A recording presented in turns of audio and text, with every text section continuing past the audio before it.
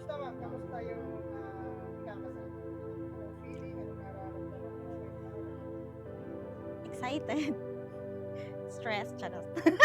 Hindi, excited talaga. Tinatanggal ko lahat ng negative energy, tinatanggal namin sa isip namin.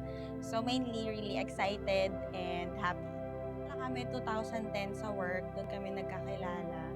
Tapos, naging close kami kasi marami kaming common ground. Kasi siya, registered nurse kasi siya, tas ako, biology major ako.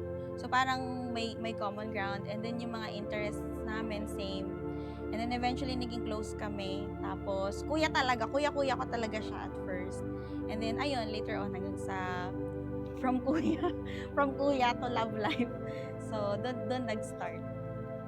Kamusta? Kamusta si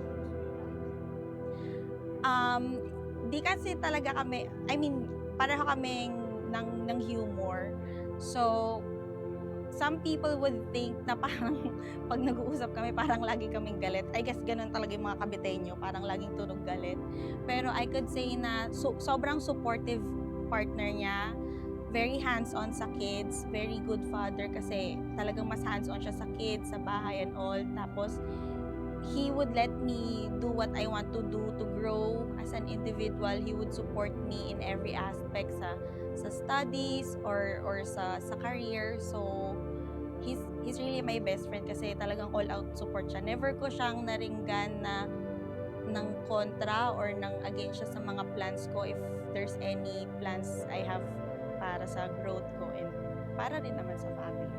Thank you, Daddy, kasi hindi ko na talaga in-expect tong wedding na to kasi syempre with 4 kids, tapos yung mga mortgage natin sa bahay, sa kotse and all of that. Kasi parang dati nangangarap pa kami, like nung before, ang plano namin is sa 10th anniversary namin kasi 14 years na kami this year.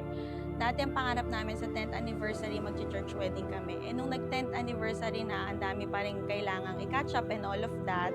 So, ang nangyari, parang inalis ko na sa isip ko na magkakaroon pa kami ng church wedding. So, gusto kong magpasalamat sa kanya kasi talagang pinush niya na matuloy itong church wedding namin kahit na ang dami nangyari kasi most of you know naman what happened early this year.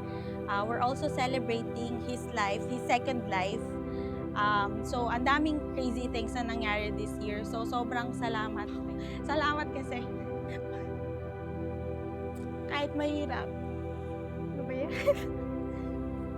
Sabi ko kasi sa kanya, i-cancel na lang namin yung church wedding. Ilang beses kong tinanong sa kanya, sabi niya hindi lang. Ay, naku eh. Lagat sa makeup artist. Talagang siya yung nag-push na igagapang niya daw talaga. Ilalaban niya yung church wedding. Kasi daw deserve ko daw. Some people, kasi ang image ng husband ko very tough. Very alpha male. Hindi nila nakikita yung soft side ni Jules, yung ano niya, he's a man of faith. I guess kaya din kami nag-strong. Sobrang salamat, Dad, kasi alam kong para sa akin tong wedding. Kasi kasal naman na tayo, pwede naman ang hindi, di ba? Pero alam mo kasi na part siya ng dreams ko. And nung nag-road mapping ka nga nung mag-boyfriend pa lang tayo, ni-roadmap mo na ako kung ano yung magiging parang timeline ng relationship natin. Tinupad mo pa rin talaga to kahit na mahirap this year. Kaya ang masabi ko lang talaga, sobrang thank you, Daddy, kasi na-appreciate kita sobra-sobra. Yun. Yan. Ayun. I love you, Daddy. Thank you. And looking forward sa marami pang travels with the kids. Hopefully, international na tayo this year or next year. And I promise to continue loving you and understanding you. Sana hindi ka na mag-inom. Bukas mo na yung pag-iinom mo. Yun lang. Pero mahal na mahal kita, Dad. Lagi lang tayong masungit sa isa't isa. Pero alam ko namang deads na deads ka talaga sa alindog at ganaw.